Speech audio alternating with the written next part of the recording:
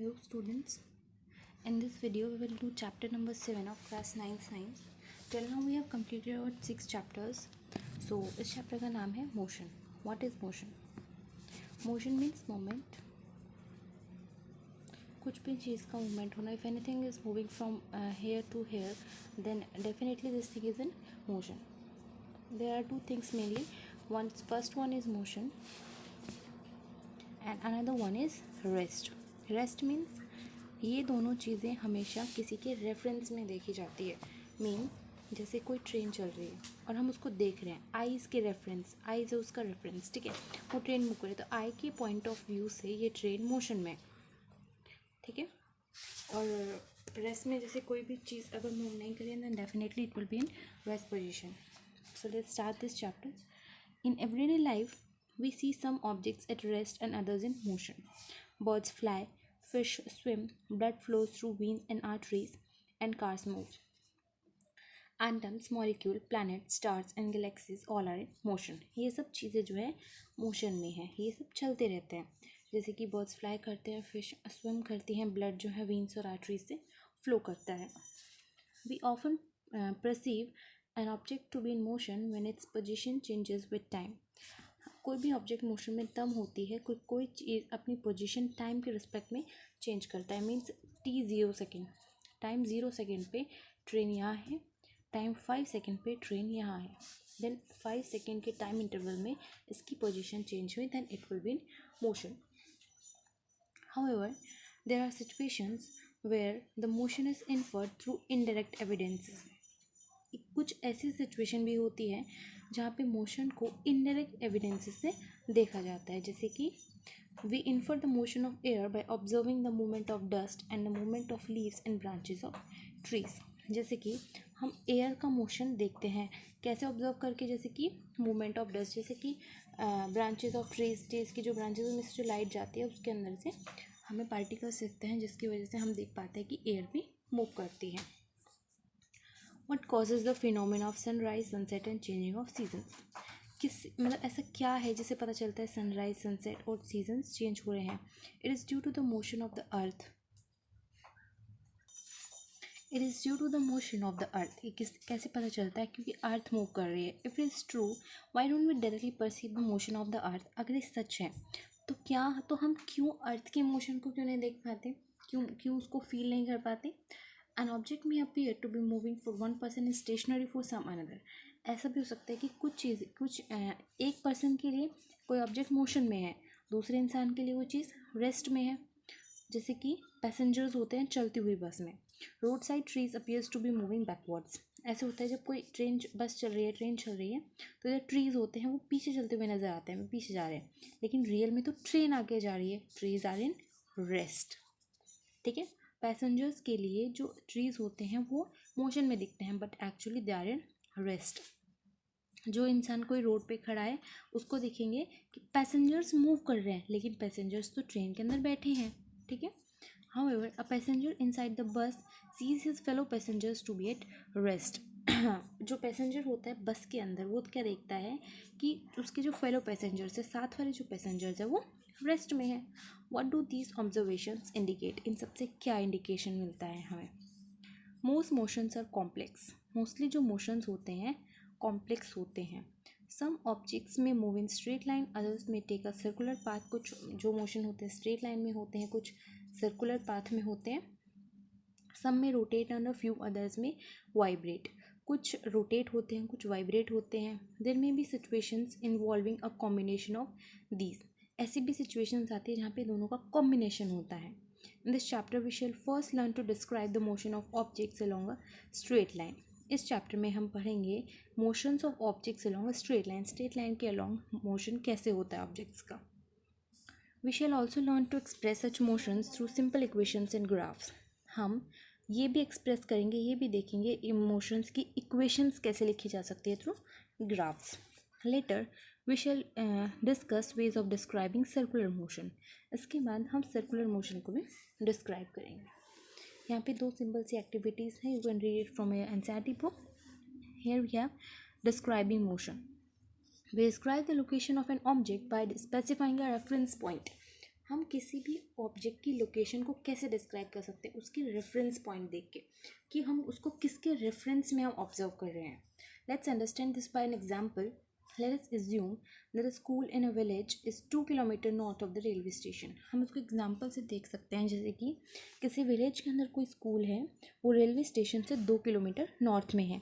We have specified the position of the school with respect to the railway station.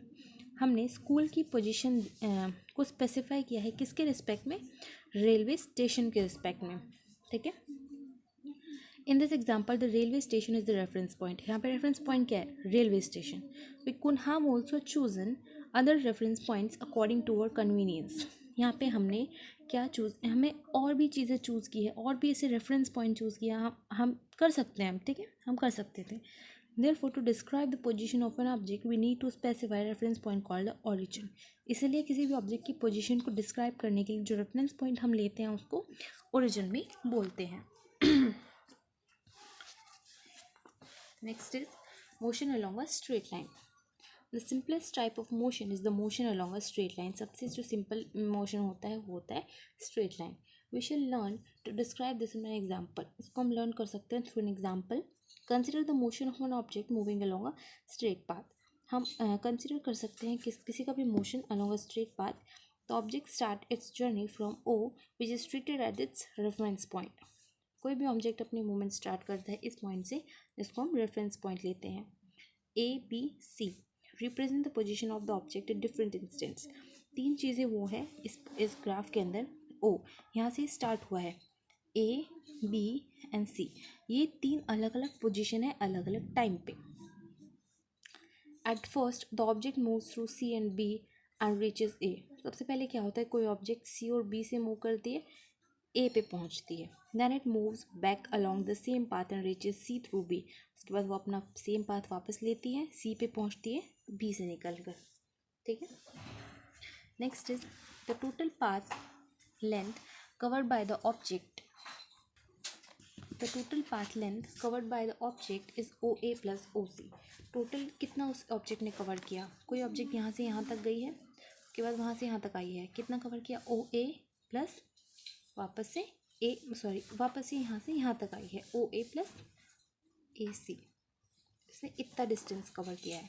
कितना distance है यहाँ से? जैसे 5 किलोमीटर, 10 किलोमीटर. सबसे पहले तो OA 60 किलोमीटर एंड देन ये वापस जा रही है 1 2 3 4 5 6 7 7 इंटू 5 35 किलोमीटर. टोटल इसने डिस्टेंस कवर किया 95 किलोमीटर. ठीक है.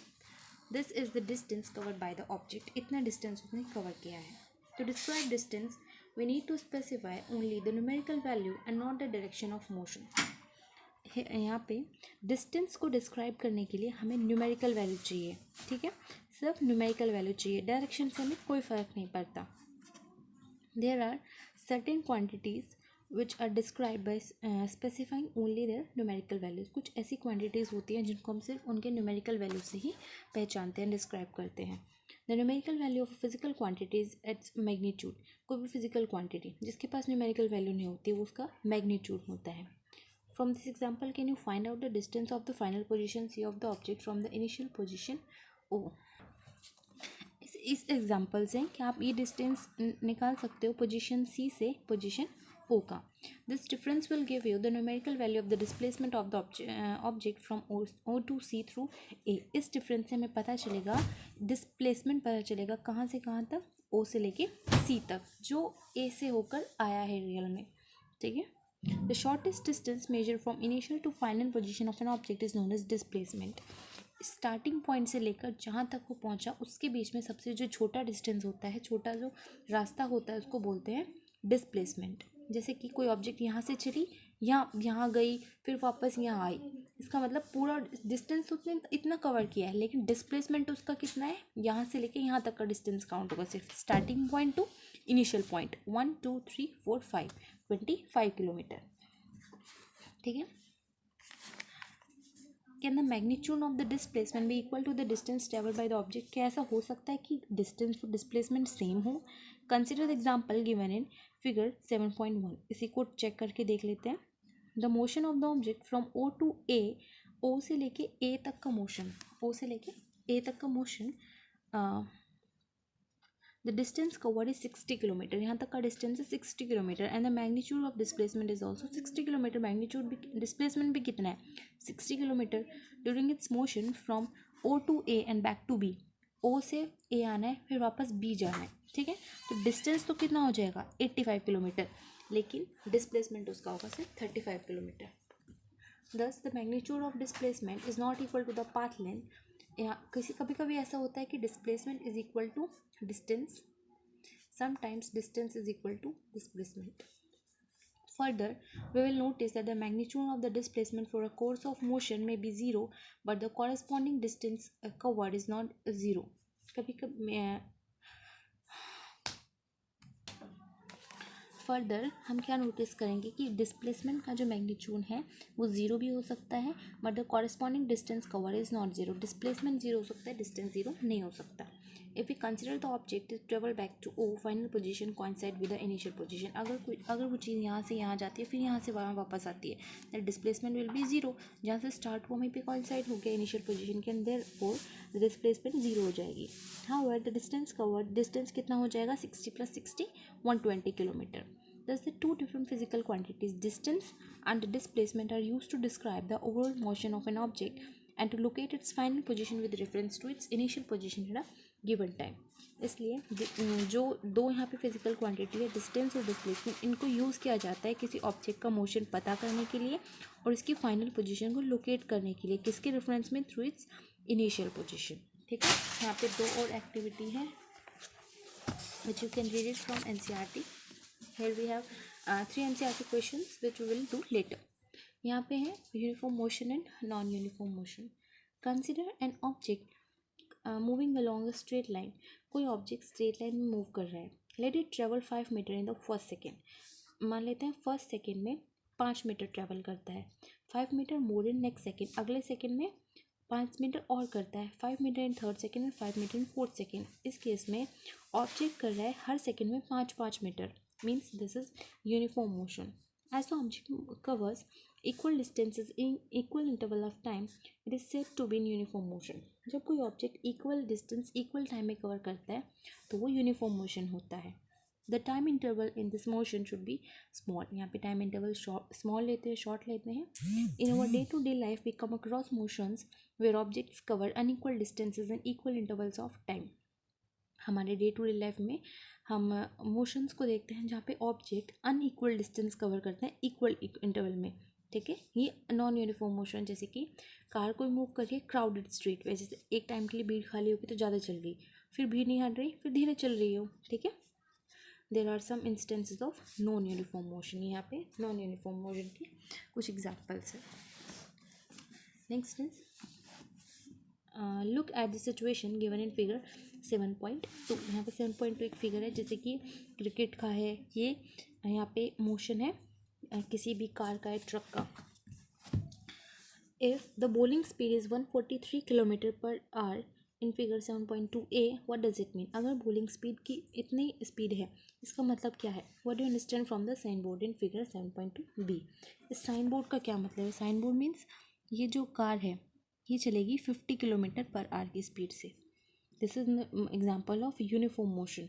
जो ट्रक है it will be move with 40 kilometre speed, okay. Different objects may take different amounts of time to cover a given instance, ऐसे भी हो सकता है अलग अलग ऑब्जेक्ट्स अलग अलग टाइम लेते हैं कवर करने के लिए।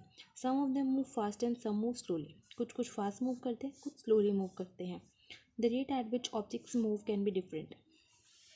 ऐसे ऑब्जेक्ट्स मतलब कोई भी ऑब्जेक्ट अगर मूव कर रहा है देन उसका जो रेट होता है वो डिफरेंट हो सकता है। Rate means the time interval, okay, distance per unit time.